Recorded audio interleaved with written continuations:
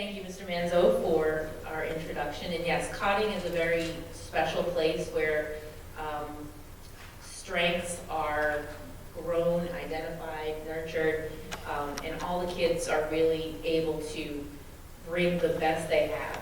So that's why I'm glad that Sara's here, because she has grown significantly since joining the Cotting community. So we're going to tell you a little bit about ourselves, and then we're going to talk about technology or lack thereof, actually. Since it's in all things tech, we're going to be a little different and talk about the importance of low tech as well. So again, my name is Amy Young. In my previous life, before kids, I was a YMCA director, so I'm really used to being loud, so I'll try not to be too loud. I then worked for our local school department in their grants, No Child Left Behind, all that fun stuff. And then my work took a turn towards disability focus. I'm currently the family support director at LifeLinks, which is a human service agency that serves mostly adults with developmental disabilities, but we run the Family Support Center. So anyone who lives at home who is DDS, Department of Developmental Services, eligible, we offer services and supports to them. So I'm able to participate with technology not only in my own home, but thinking outside the box for a lot of the families that we work with as well. Do you want to introduce yourself to everybody? Hello everyone, my name is Sara. I am 16. I use a Tobii CI for voice output. It has eye gaze so I can select a letter or word by looking at the screen. I have had my device as long as I can remember. My mom says I was 4 when I got my first high-tech device. People react to me better with my Tobii than no Tobii. When I don't have a Tobii, people talk, baby talk to me, or ignore me and talk to my mom instead. It is hard for strangers or new people. I need to understand that I use a device and am smart and can answer them. They also don't know how to wait for my answer. I don't always write a comment because by the time I am done, everybody has moved on. I don't like people that read my device before I speak and answer, except when I call them over to read it like telling a secret. It is hard for me to express how being nonverbal is different because it is how I have always been. Having a device makes it much easier to be nonverbal.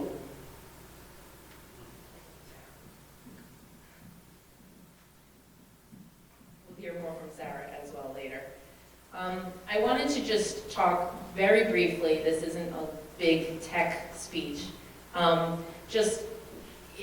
we're chatting about technology, even with our professionals, with other parents, we hear the words assistive tech used often when people are talking about Sara's device, when they're talking specifically about augmentative communication. So we're going to talk a little bit, just so you know where we're coming from, not just about augmentative communication, which of course is Sara's, or our largest assistive tech piece, but we're going to talk about some of the adaptions and technologies and kind of informal things that we've done, just to show you that sometimes less is more when we're talking about technology. So we're going to go through just a few slides. Instead of having to talk and go to slide and talk and go to slide, we're just going to show you some of the things we put together for Sara, and then we'll talk about them more. So this is in Sara's bedroom, her fancy iPad holder with her zebra print. And you see her mount underneath. Can you guys tell what that box is? It's an IKEA cubby with those fabric things that go in it, but it's laid on its side. This is on the floor in her room, and you'll see why as we move forward, is because this is the easiest way for her to use her technology is with her foot. Of course, when we're out and about, she can't be barefoot and have her device on the ground. So we use whatever means necessary to make it the right height, whether it's a gymnastics mat, a battleship game, right? And when we don't have her larger box, we make it work. So that's her using she uses her iPad often to, obviously, that's how she does her Facebook and her Instagram and her Snapchat. And that's how she does her homework. All of her homework is done in Google Classroom. Again, the technology that Cotting has been able to implement to make Sara independent in completing her academic work has been amazing. So all of her stuff is done on the iPad. And if you notice, that's an iPad 2. It's not a new one, it's not a fancy one. It's pretty outdated at this point. And she's hoping Santa's gonna be really good to her and bring something new. And on top of the Battleship game, the green stuff, that's just cabinet liner. It's not, I mean, there's something called Dysum, and there's these high-end, that you can get from the therapy store. This is from the dollar store, and cut a piece just so it doesn't slide around as she's touching it. You can play this little clip at the kitchen table.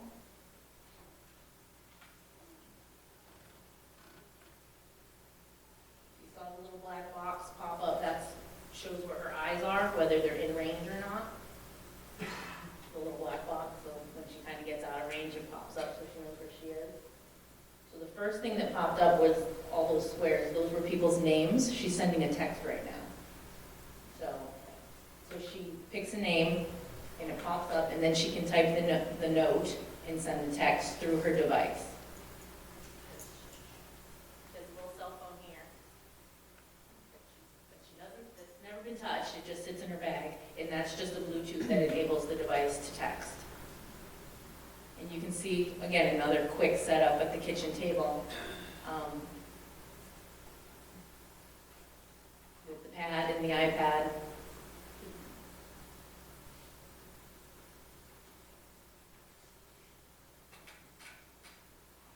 So, and that's her, again, she also tries to do direct select on her device as often as possible because it's a little bit faster than eye gaze, but she's not always quite as accurate with that.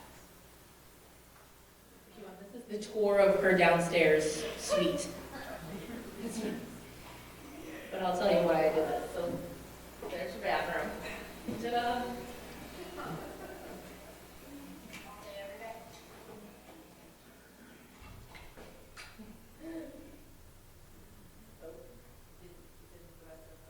Sorry, but you can. The rest of the video is around the other side of the house. So can you go back to the beginning real quick? All right, play again. So this is the hallway that enters into the bathroom. And then if you notice, then there's another door that we had to go through.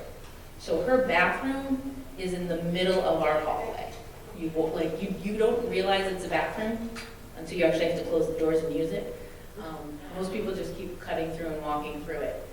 We're going to talk a little bit about why we did it that way as well. This is some classroom adaptations that they've made. Whose house is this? What's on the side of your house?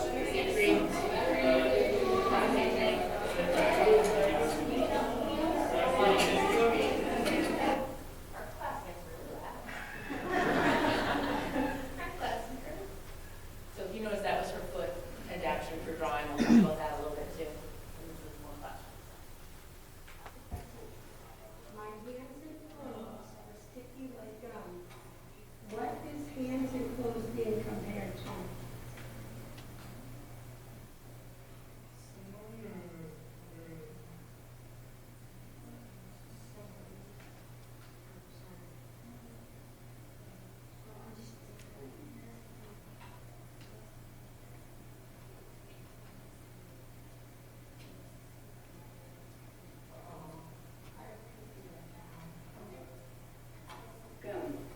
Absolutely. So in that, you'll notice a few things I want you to notice. Obviously, her IV pole stand, her mount, that's a wheeling mount that she can bring class to class with her. And also, if you notice how much movement she has when she's trying to focus and do something, which makes her efficiency is different every day based on how much movement she has.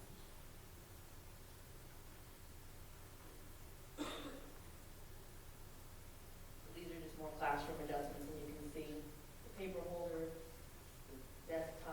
device, so whenever she's trying to complete something, she usually has 2 to 3 or 4 components in order to have that complete.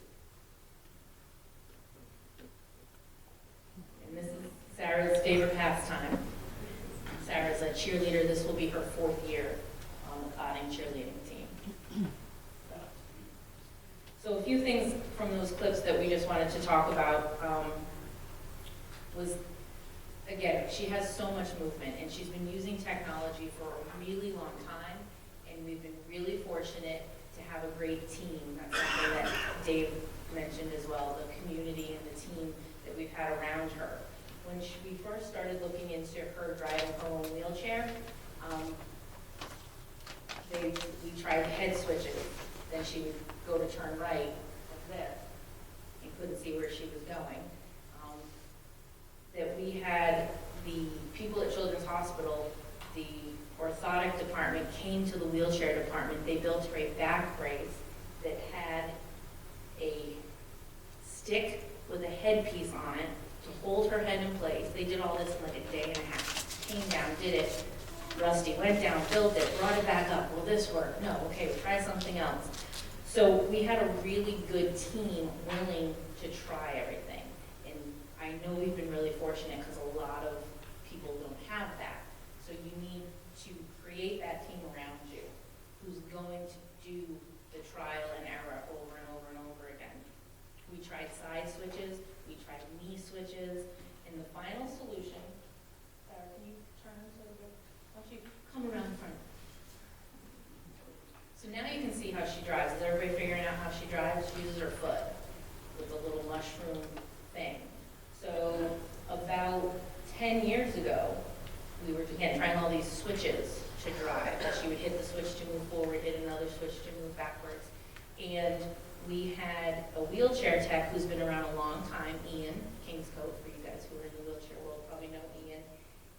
He showed up one day to one appointment with something he had built in his garage, a wooden block covered in no-slip grip, like that sandpaper stuff that you put on your stairs, drilled a hole in it, screwed it onto a hand joystick, taped it to where her foot is, and said, try this. And it worked. It was something he built in his garage. No letter of medical necessity, no rental fee, no all of that stuff.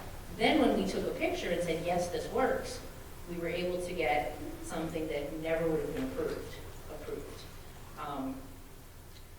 So I also want to talk a little bit, how we talked in some of the slides, about it's not just those big things, it's not just the wheelchair and the communication device. Sometimes it's the little things. For us, it was Sarah's bed height. When we had to buy a new bed, we got the highest frame with the largest box spring and the deepest mattress we could find. Jordan's made us sign a waiver before we took it out of the building. They were like, you know how high this is going to be, right? So her bed is about as high as this podium, which that way we don't need a Hoyle lift to change her.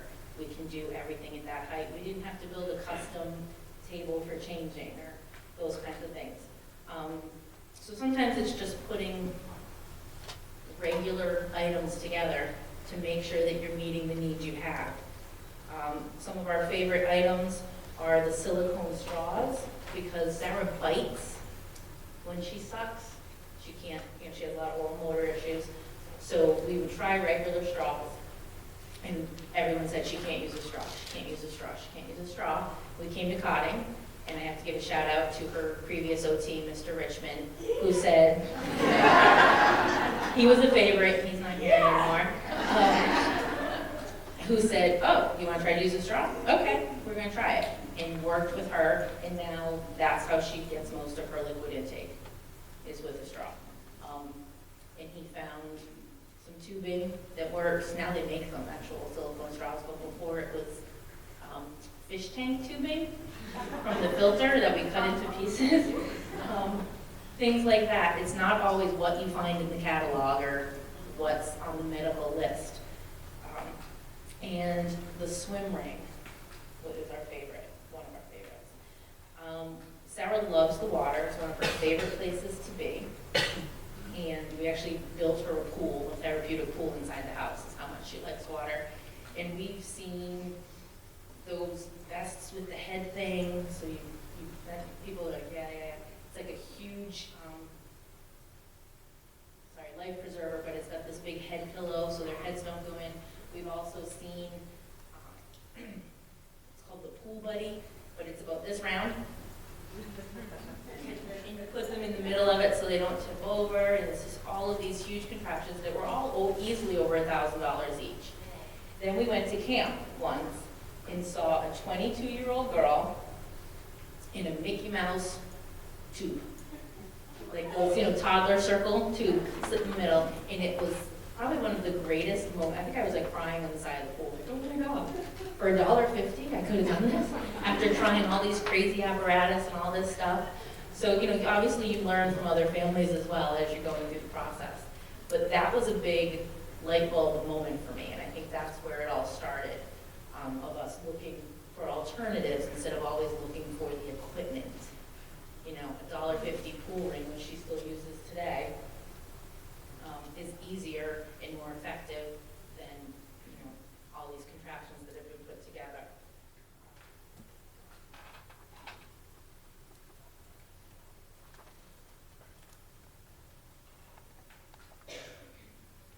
I have always enjoyed creating art. Over the years, we have adapted tools and tried many ways to paint and draw. When I was younger, I had texture mitts, grips, and other hand tools. Those were just okay, but still hard to use. I paint with my wheelchair wheels, but that is messy and has to be done outside. I can be more detailed with my foot. My favorite and easiest adaptation is taping a tool to a slip-on crock. Did you hear? Taping the tool to a slip-on crock. So we go to the Five Below store, and we buy the rubber crock, the fake crock, and a couple rolls of duct tape. And that usually gets us through a year. Her favorite way to draw is similar to what you saw at school. You saw the school piece, but that's a hard plastic with Velcro straps, a little bit more high tech. We just put the crock on and tape whatever she's going to use to it. And that is how she's created most of her artwork, most of her drawing. She also has a dry erase board that she'll write notes on because it's easier to write than sometimes try to use the device. And as you saw, like the cubby shelf that we flip upside down. So these are just examples of thinking outside the box. Think low tech before you think high tech. On Sarah's wheelchair, where the hot pink calf pad is, can anybody guess what that is? So because of her braces, the calf pad, the foam was getting shredded, and it would look like we had a rabbit in the house, because there'd be all these little black flecks all over the house. And I think we replaced the calf pad 3 or 4 times, which is expensive. I mean, insurance is paying for it, but it's a waste and it's expensive. And a dad, Sarah's in-laws, her boyfriend's dad, came up with this awesome solution. It's from the dollar store. It's a book cover that we slid over, so if anything's shredding, it's just collected in there. It looks better. We're not replacing equipment all the time. These are some of our favorite fixes that I just wanted to share with you guys. I think in moving forward with technology, like I said, it's you want the best, you want what's going to work, but it's not always the latest and greatest, and you have to learn by trial and error. We've had a lot of trial and error to get Sara where she is, being as independent as possible. And you gain a lot of insight from other families, from other students, from being around. But we had seen when we redid the bathroom for Sara downstairs, we've had architects come in and say, you can't put a bathroom on the first floor. But we also couldn't do an elevator because our house is built on boulder, so they couldn't drill the foundation for the elevator. So we had a really tiny half bath off that hallway. So we basically took the hallway, made that bathroom what you saw. You know, it depreciated the value of our house. The guy came in and said, God, we're never gonna be able to sell your house. Why did you do this? But we did it because it worked, and it's what's easy. It's not fully up to spec ADA, like the shower's about 6 inches too narrow, that it's supposed to be, but it works. It works in the space that we had. And I think that sometimes you have to let go of what's gonna be perfect, or what your dream was gonna be. We all know we've had a kid with disabilities, we've had to let go. And I think it's good to know that you can let go but still be satisfied. When we were doing the bathroom, we talked to a lot of families, we talked to a lot of adults, and we were told about the toilet seat, the European toilet seat that is heated and sprays. It's like the bidet included toilet seat, you know, if you know what I'm talking about. So we had to have this toilet seat. Because it's gonna make cleanup easier, it's gonna make everything, it's gonna be great. So it's gonna be great. So we bought this toilet seat for $1,400. It's got a remote control, you can sit on it. It's got a remote control. So of course my husband loved it because it had a remote control. And if you remember the video with the back toilet seat, there's a red ring, the red ring, it's like special tomato foam ring, so if you sits on the toilet without falling out. You put the ring on it and it inactivates any of the features of the toilet seat that we paid for. So we've had it now for 2 years and it's never been used, aside from a regular $40 toilet seat. So, like I said, you've got to do the trial and error. You do what you think is best, but it doesn't always work. Sometimes it does, sometimes it doesn't. I think the most important thing is having confidence and faith in what you know is going to work for you, in your family, in your natural routine, versus the professionals are great. You need to have a team around you, but it needs to be a team that's going to back you up and support you. We had a nurse walk through the house once, and the first thing she said is, well, you need to put a TV in Sarah's room because she's going to be spending so much time in there. The nurse automatically assumed that Sarah was going to have numerous surgeries, be bedridden for numerous chunks of time in her year, and also assumed that cognitively she was going to be okay with sitting in front of the TV for hours a day. To this day, she does not have a TV in her room. She will never have a TV in her room. But they wanted us to do the wall-mounted swing-away TV, this whole thing. And I can't tell you how many times this nurse had mentioned that until we fired her from our team. Like she thought that was what, again, she's a professional. If I had been a younger parent, I think in our journey, I would have said, okay, yep. So you have to know what works for you and what works for your standards and your routines for your family, and it's okay to say no and to push back in a collaborative and friendly way with your team, but to push back and say, no, that doesn't work for us, and to think long-term, not just Band-Aid fixes. Sometimes short-term you have to do a quick fix, but think long-term. We wanted a tub for the longest time, and luckily I met a parent of a 25-year-old who said, don't ever put in a tub for a kid in a wheelchair. Because they've had a tub, and now it's the same thing as the toilet seat. It sits unused because they can't get her in and out of it as she got bigger. You know, when Sarah was 6, I thought a tub was going to be the best thing ever, the Whirlpool tub. You know, you have to think long-term before you make a large investment. And the latest and greatest and the newest is great, and they can offer a lot of support, but you have to make sure it's right for you and your family before you move forward with that type of investment. So I just wanted to, they asked us to talk a little bit about how Sara got to where she is, and she got there mostly on her own, but it was through a lot of trial and error, and as you notice, you see someone like Sara, and people think, wow, high-tech, lots of buttons and things, but in her day-to-day life, it's mostly low-tech stuff that's gotten her the independence and the confidence to ask for things and do things on her own. Low-tech has been much more successful than our high-tech, because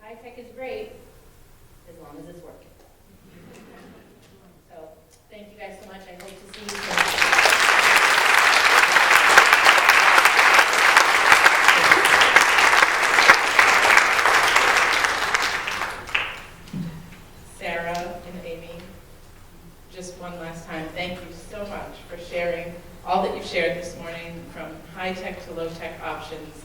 We're really pleased to have you here with us this morning. Thank you for a wonderful job as our keynote speakers. Thank you to the full auditorium. This was a wonderful way to kick off Making Things Possible 2015. Our first workshop session will start at about 9:45. That gives you some time to transition. But thank you for being here today. We hope that you'll enjoy everything we have to offer. Feel free to ask anyone wearing a Cotting tag if you have questions, or visit our registration table and build in time for the vendor and resource area. Thank you again.